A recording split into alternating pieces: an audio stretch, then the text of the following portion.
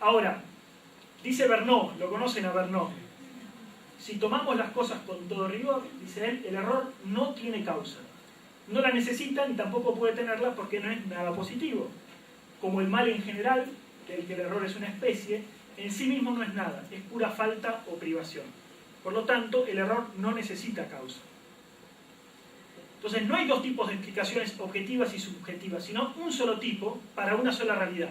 Explicaciones objetivas para la verdad. Lo falso no puede ser explicado porque no es nada. En la propuesta de Bloor, en cambio, los falsos también son explicados, pero por razones subjetivas. ¿Sí? Las creencias falsas son explicadas por razones subjetivas. Y además él pretende que lo verdadero sea explicado con el mismo tipo de explicaciones subjetivas que él utiliza para lo falso. ¿Se entiende? Pero en el fondo es lo falso lo que debe explicarse con el mismo tipo de causa que se usa para lo verdadero, o con la ausencia de esa causa. Pero es lo mismo. Fíjense, mientras Bloor pretende explicar por qué considero verdaderas proposiciones de la lógica aristotélica, utilizando el mismo tipo de explicación que uso para por qué los mayas guatemaltecos se creen hechos de polenta, Santo Tomás, en cambio, siempre trataba de explicar la falsedad buscando su parte de verdad. Aristóteles hacía lo mismo. Si ustedes recuerdan toda la explicación de Aristóteles de los presocráticos, lo que va rescatando es, bueno, ¿cuál de las causas ellos pudieron ver? La falsedad a partir de la verdad. Bloor tiene razón en que debe haber simetría, en que no debe haber asimetría. Porque todo debe ser explicado con el mismo tipo de causa, pero no con el que él usa. O sea, con el de la causa de las creencias falsas, sino con el otro. Mientras Bloor propone una especie de programa fuerte en sociología, Santo Tomás propone una especie de programa fuerte en metafísica. Todo debe ser explicado con el mismo tipo de causa. Bloor, tenés razón. Pero las causas que deben ser utilizadas son las de la verdad, son razones objetivas. Pero no, me parece que Bloor no tiene razón en absolutamente nada. Los juicios son algo, aunque sean falsos. Son dos cosas distintas, la verdad y el juicio falso, que merecen, ahora sí, causas distintas. Bloor tenía razón. Perdón, ahora no tiene razón. Hay una simetría que debe ser defendida.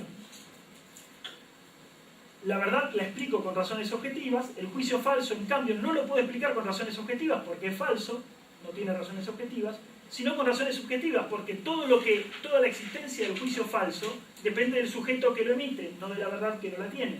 Por lo tanto, la causa de un juicio falso tiene explicaciones, el juicio falso tiene causas subjetivas. ¿Sí? Es lo que siempre dijo el realismo. Son cosas distintas, verdad y juicios falsos, que merecen dos tipos distintos de explicaciones, objetivas y subjetivas. La asimetría entonces ha sido restaurada. Bloor está equivocado. El uso falaz de la asimetría que veíamos al principio no consiste en reconocer que hay una asimetría, sino en considerar que una posición está refutada simplemente por señalar sus causas subjetivas. No es falaz encontrar las razones subjetivas de una posición, porque las tiene. Lo que es falaz es pensar que con eso ya la refuté. ¿Se entiende? Conclusiones. Una vez más, la sabiduría de los filósofos clásicos ha mostrado su actualidad, su vigor y su vigencia, su agudeza.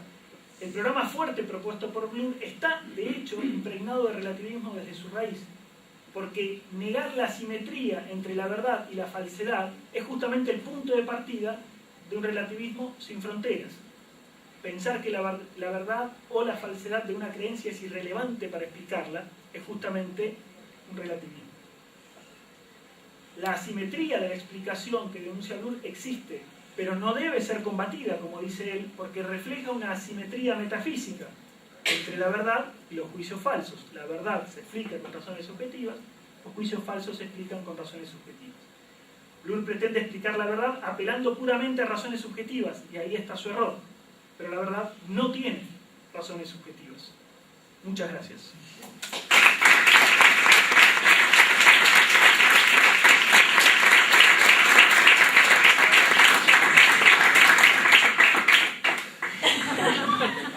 En realidad me encanta hacer esto, porque esto hace que me gane 2 aplausos por charla.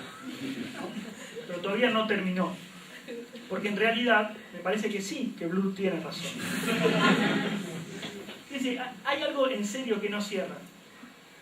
si solamente, escuchen esto, ¿no? Si solamente los razonamientos falsos, los juicios falsos tienen razones subjetivas, señalar las razones subjetivas es suficiente para probar que es falso. Por tanto, no habría ninguna falacia en mostrar las razones subjetivas de los juicios. ¿Se entiende? Por tanto, acá hay algo raro. O no es una falacia señalar las razones subjetivas para probar la falsedad de algo, o algo estamos haciendo mal. Me parece que algo estamos haciendo mal. Para darles la última solución, la que yo creo que es correcta, o portet distinguere, como decía Santo Tomás, conviene distinguir entre dos preguntas. Una cosa es preguntar ¿por qué P? P es una proposición, ¿no? ¿Por qué algo? Y otra cosa es preguntarse por las razones de las creencias de un sujeto particular en esa proposición. ¿Por qué S cree P? Son dos preguntas distintas. ¿Por qué P y por qué S cree P? ¿Por qué P? Solamente tiene sentido si es verdadero. Nadie diría ¿por qué la Tierra es cuadrada o por qué la Tierra no se mueve? ¿No? La pregunta ¿por qué P? Solamente tiene sentido si suponemos que es verdadero. Ahora, la pregunta ¿por qué S cree P? Bueno, si P es verdadero, si la proposición es verdadera, la respuesta es trivial. ¿Por qué P? ¿No? Porque P es verdadero. ¿Por qué creo que el pizarrón es verde? Porque es verde. Es la mejor respuesta que se puede dar. Ahora, si P es falso, sí es interesante la pregunta ¿por qué S cree P? ¿Por qué lo cree si es falso? ¿Cuáles son las razones subjetivas, no puede haber objetivas ahí, por las cuales S cree eso? Y la respuesta acá necesariamente será subjetiva, psicológica, sociológica, lo que sea. Entonces, cuando creemos que P es falso, justificamos la falsedad de P contestando por qué S cree P. Es decir, enumerando las razones subjetivas que llevaron a este sujeto a creer en esa proposición. Y eso es una falacia. Ahora, cuando creemos que la proposición es verdadera, contestamos a la misma pregunta acerca de la creencia en P con la misma respuesta que utilizamos para la creencia 7%, que utilizamos para la pregunta acerca de P. Y esto es lo que nos queda por analizar. Es decir, cuando pensamos que P es verdadera, ¿tenemos que contestar por qué S cree P contestando por qué P? En principio hasta ahora supusimos que sí, pero apelar exclusivamente a la causa de la verdad de P para explicar ese tipo de creencias parece insuficiente. En primer lugar, a veces pasa que S cree P por razones equivocadas, aunque P sea verdadero, ¿no? Siempre suponemos ahora que P es verdadero. Y ahí la respuesta por qué P y por qué S cree P son necesariamente distintas. Por ejemplo, si uno resuelve un problema de matemática mal y le da un buen resultado, cree la verdad, el resultado correcto, por razones equivocadas. Muchísimos ejemplos se pueden tomar de la historia de la ciencia. Teorías equivocadas que dieron resultados verdaderos. Y una vez me pasó en Roma que un sacerdote, antes de escucharme hablar, me dijo, vos sos argentino, en italiano me lo dijo, ¿no? Y le pregunté, ¿cómo sabés que soy argentino? En italiano también. El sacerdote me dijo, porque tenés una corbata con escudos, y todos los argentinos utilizan corbatas con escudos. La creencia, además de que comete la falacia de afirmación del consecuente, la creencia por la cual, la razón por la que él creía que yo era argentino, no es la razón por la cual yo era argentino. ¿Se entiende? Ahora, uno diría, bueno, tal vez podemos suavizar la posición y decimos, se pueden dar razones subjetivas cuando uno llega a una verdad equivocadamente, por un razonamiento inválido, por un camino incorrecto, pero cuando llega por el camino correcto, entonces solo hay razones objetivas. Pero ¿qué pasa con las creencias que están basadas en la fe? Aunque sean natural o sobrenatural. Hay casos, por ejemplo, en los que S cree P por razones totalmente distintas a las que T, otro sujeto, cree P. Y ahí sí es interesante la pregunta. Por ejemplo, Doña Rosa puede creer que Dios existe, algo que yo considero verdadero, por fe, solo por fe. Mientras que el padre Andereggen puede creerlo porque entiende la cuarta vía. Las razones por las que ellos creen son totalmente distintas. Entonces, es interesante la pregunta, aun cuando sea verdadera. Y además, en el fondo, en todo argumento a posteriori, la razón de P y la razón por la que nosotros creemos P son distintas. ¿No? Por ejemplo, las razones por las que nosotros aceptamos que Dios existe en las pruebas a posteriori de la existencia de Dios, no son las razones por las que Dios existe. ¿Sí? Justamente porque llegamos a Él a través de sus efectos, y Él no existe por sus efectos. Entonces, de nuevo, la razón por qué P, la pregunta por qué P y por qué S cree P son distintas. Y mucho más complicado es el análisis cuando uno cree alguna proposición por una convergencia de razones, no por una sola. Ahora, el punto es, ¿debe negarse la influencia de factores subjetivos que favorecen la aceptación de una verdad? Es decir, en el fondo, la gran pregunta es, ¿hay razones subjetivas para aceptar creencias verdaderas? Me parece que es innegable que yo creo en la existencia de Dios, en parte porque mis padres eran católicos, en parte porque fui formado en una sociedad donde la mayoría era creyente.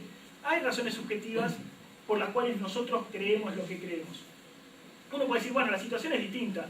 Esas favorecen la aceptación de la verdad, mientras que las otras determinan la aceptación de la falsedad. ¿Se entiende? En el fondo vos creés que Dios existe porque Dios existe. Tus viejos te ayudaron a ver esa verdad. Pero si se acepta que el hombre es capaz de creer una proposición solo por influencia social, ¿por qué va a ser capaz de creer las falsas pero no las verdaderas por influencia social? Sería raro que la sociedad tuviera el poder de hacernos creer proposiciones falsas, pero no tuviera el poder de hacernos creer proposiciones verdaderas. De hecho, hay muchísimas verdades que nosotros aceptamos y que nos enseña la ciencia por influencia social. Y es una influencia social de creencias verdaderas. Todo lo que aprendimos en el colegio, en última instancia, nosotros no lo creemos porque en realidad no hicimos los experimentos, sino simplemente por influencia social. Esta influencia cultural no tiene que ser visto como un mal necesario, sino como la forma natural del hombre que vive en sociedad para conocer muchas más verdades de las que podríamos probar. De hecho, solamente una especie de un Descartes perfecto, solo en él la pregunta ¿por qué P? Y ¿por qué Descartes perfecto cree P? Serían idénticas. Porque vos tendrías que pasar por tu razón todas las creencias y además tener pruebas a priori de todo, porque si fueran a posteriori entonces no coinciden. Si hay factores subjetivos que favorecen o determinan, según el caso, la creencia de proposiciones verdaderas, que la sociología intente estudiarlas, no parece mal. Entonces la sociología tiene derecho a preguntarse cuáles son las razones subjetivas por las que la gente cree que un silogismo A de primera es válido. No parece mal. Creo que, por lo tanto, así entendido, el programa fuerte es absolutamente compatible con una visión realista de la filosofía, una visión filosófica realista del mundo. El peligro de este programa fuerte que propone Bloor consiste en cometer el error contrario al que nosotros tendemos a cometer. En efecto, Bloor tiende a creer que se explica por qué nosotros tendemos a creer que se explica por qué S contestando, por qué S cree P contestando por qué P. ¿Sí? ¿Por qué creemos en una creencia verdadera? Por las razones objetivas. Él, en cambio, tiende a explicar por qué P explicando por qué S cree P. ¿Se entiende? Pero así como nosotros no rechazamos nuestra filosofía realista por el riesgo que lleva, tampoco deberíamos rechazar, al menos este aspecto del programa fuerte, porque sea riesgoso. Son preguntas distintas, ¿por qué P y por qué S cree P? Que exigen por lo general respuestas distintas.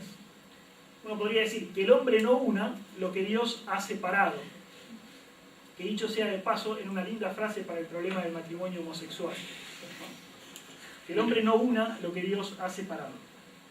Como resumen. Entonces, fíjense, tenemos por qué P, verdadero, falso, por qué S cree P, verdadero y falso. ¿Cuál es el error realista? Pretender explicar la flecha roja. Pretender explicar por qué S cree P, explicando por qué P. ¿No?